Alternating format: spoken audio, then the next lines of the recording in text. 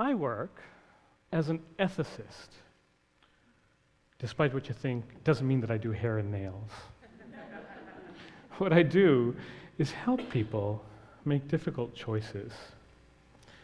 Like my dad has always been a fighter, but he's older now and he's seriously ill and he stopped eating. How should I respond? Or I'm a nurse or a healthcare provider and I'm asked to participate in a treatment that I disagree with or that puts me in harm's way. Or how should we restrict the freedom of people who might have an infectious disease or who might just be coming into the country from a different country where that infectious disease is rampant? And as I help people to think through these kinds of questions, I realize that there are some challenges we face in our society today that makes this work even more difficult. We live in the age of information, and yet it's amazing how little we know about each other, our backgrounds, our traditions, our cultures.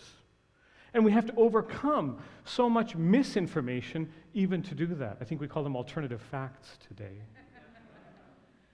And I also noticed that we, in the age of the soundbite, lack the patience to do the focused work we need to do to really understand each other and the world we live in.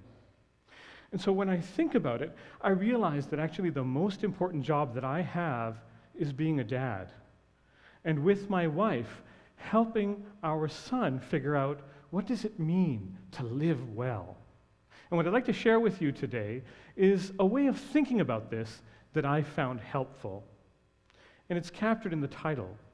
I want to suggest that happiness is tied to the idea of integrity. And living with integrity requires skills related to critical thinking and pluralism. I've got it here as a simple formula to make it easy to remember. Integrity equals critical thinking plus pluralism. To help explain my ideas, I'd like to tell you an everyday story. It concerns my son. This is a picture of my son, Rafiq. One day, he and his friends were over, and they were working really hard on a homework project. And for the most of the day, things were going really well. And then in the afternoon, all of a sudden, we heard some raised voices. We heard something falling. It might have been thrown. I don't know. And we went in to investigate. And what we found is that the boys were working on creating a model. And one of the parts for the model broke. And they were disagreeing about what to do about it. One of the boys was saying, let's just use the broken piece and get on with it. Let's finish now. No one's even going to notice. One of the other boys was saying, no, it doesn't matter how long it's going to take. We need to do this properly. Let's fix the piece and then use that in the model. And the other boys actually just didn't know what to do. What was clear, though, was all of them were upset. So I'm going to use this story to unpack some of these ideas about integrity, critical thinking, and pluralism. The first thing to say is that integrity, from my perspective, in very simple terms, is walking our talk. Integrity happens when our understanding of what the world should look like matches up with the way the world actually is. When the world looks the way we want it to, we think it should. That's what integrity is. It's about walking our talk. And notice what's going on in this story. The boys are actually disagreeing, trying to figure out what should our talk actually be. And this shouldn't be surprising because all of us every day face questions, issues, dilemmas where we're trying to figure out what should our talk be and how should we actually walk it. The other thing I want to say about integrity is that integrity is tied to our peace of mind.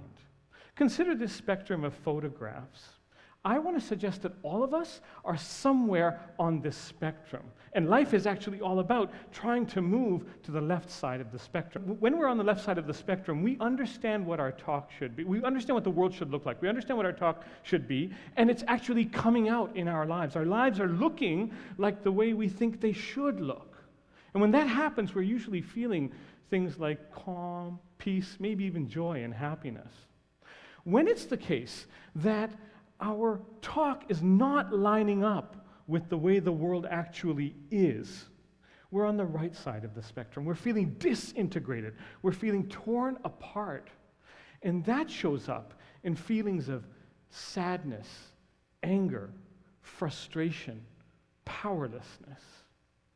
Think about the boy's story again. They're feeling frustrated because they're trying to figure out, well, what should we do? One of the things, the guys that want something, I want to finish quickly or I want to do a really good job, are scared because they're worried that what matters to them may not actually be where they land, where they end up. They're feeling painful feelings. So I think Gandhi had it just right when he said happiness is when what you think, what you say, and what you do are in harmony. There's one more thing I want to say about integrity, and that is the story is about Rafiq and his classmates for sure. They had their well-being on the line in the way that decision was made. But I want to suggest that so did I, and so did my wife, and I bet you that even though they weren't there, didn't know about it, the boys' parents did, and their teacher did, and the school did. We actually all had skin in this game. It mattered to us what this world should look like. It mattered to us how it should unfold. So when we think about working through these issues, we have to recognize that all of us are actually involved. So integrity is about walking your talk. Well, what is your talk made of? How do we figure it out? I want to suggest that our talk requires skills to figure out, the skills of critical thinking. And that's because our talk is actually made up of at least 3 different dimensions: values, facts, and our emotions. Our values, in simple terms, are really what matters to us, what the world should look like, what is important to us. We already know that in the story, it was important to the boys that they finish quickly or that they do a good job. Those were their values. But those were kind of surface values. That was the stuff that was important on the face of things. Things matter on the face of it because they give us deeper things that are at stake for us. And we get there so it's these end purposes that values are really concerned with. And the way we understand that is to ask the question, well, why is that important? So yes, why is it important that we finish quickly? And the boys might say, well, so we can avoid the pain of having to focus and concentrate for so long. Or maybe so we can go out and play hockey and enjoy the pleasure that comes with physical exercise. So those are the deeper things at stake, avoiding the pain and enjoying pleasure on that story. You might ask, why is it important to do a good job? Well, so we can do well in school.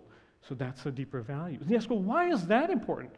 Well, it's important to do well in school so I can build the ability that school gives me to learn about the world. Or that I can do well if I can be successful in my career so I can serve my family and my community well. So integrity requires walking our talk. Our talk requires the skill of understanding what should matter in life as we negotiate life's problems. The second dimension I want to point to is our understanding of what's true about the world, what's going on in the world. Rafiq and the boys will need to figure out, they'll need to know, how long is it going to take to fix this part? How much of this grade is actually going to impact my final mark? What else could I be doing with the time that I'm devoting to this? What are my realistic options? No matter how passionate they are or how hard they work, if they don't get the facts right, they're not going to be able to make good choices.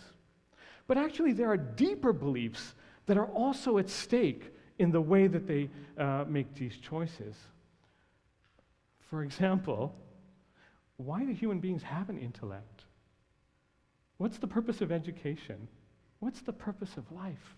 All of these are actually impacted.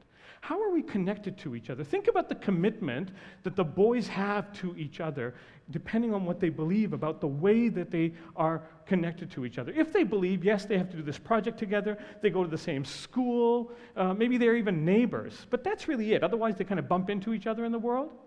The commitment they're going to have to make sure that they get through this together is very different than if they believe something like, they're deeply connected spiritually. They connect their connection is actually a connection that goes beyond space and time. All of a sudden, that's going to mean that they're going to want each other to succeed because one's success impacts the success of the other. So integrity requires the ability to actually think through the facts at a more basic level as well as at a very deep level about our beliefs.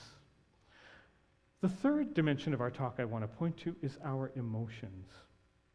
We're not just thinking and acting creatures.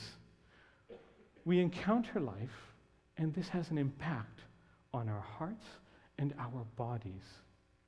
And when that impact is really painful, and we don't have the skills to process our feelings, it can make it very difficult to think about facts and values.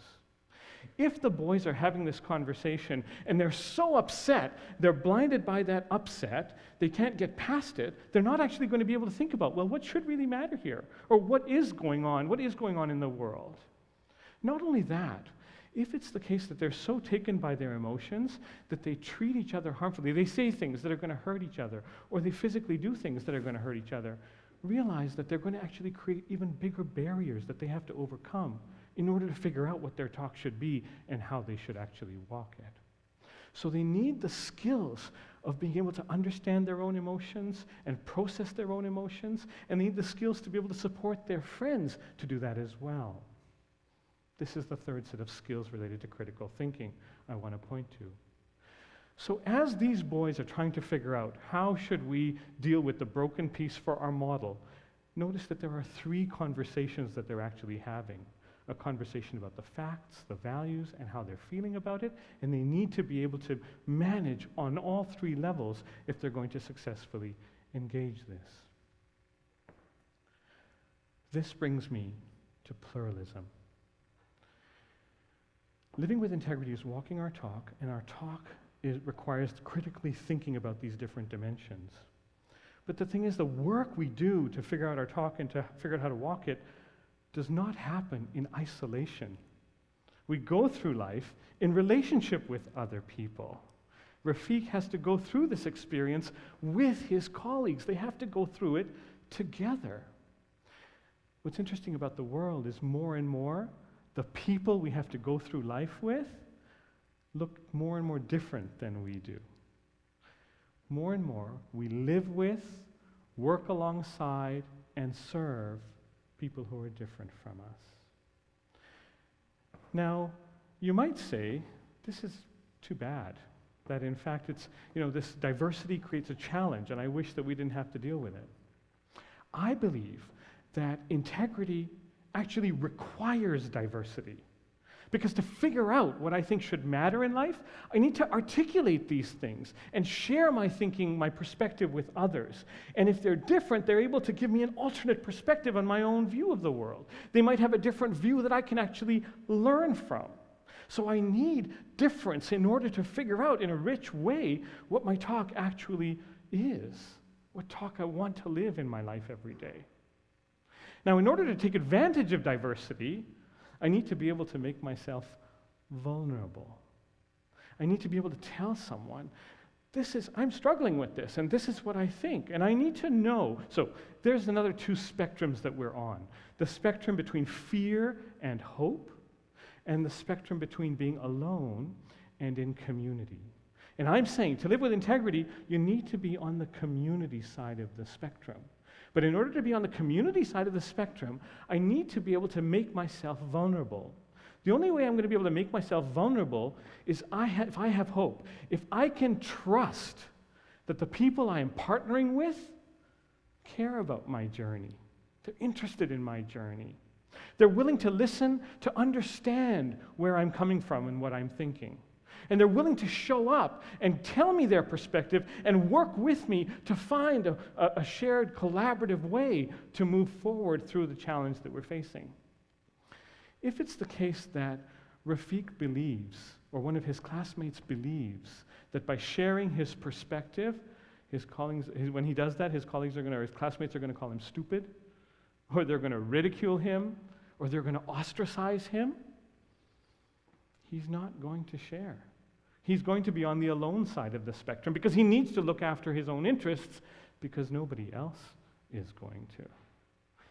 So in order to live with integrity, we actually need the skills to be able to treat each other with care and kindness, to be able to listen to each other, to understand each other's perspectives, and then to show up with a view to collaborating.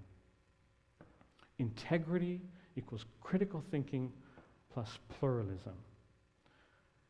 Our peace of mind is connected to the extent to which we're able to walk our talk every day And to walk our talk, we need to be able to figure out what should matter in life deeply. We need to be able to figure out what are the facts in this situation, what actually is going on in the world. We need to be able to understand and process our own emotions and help our colleagues, our friends to do the same. We need to be able to treat each other with kindness and care. We need to be able to listen to each other, to understand each other's perspectives. And then we need to show up and share our perspectives in a spirit of collaboration.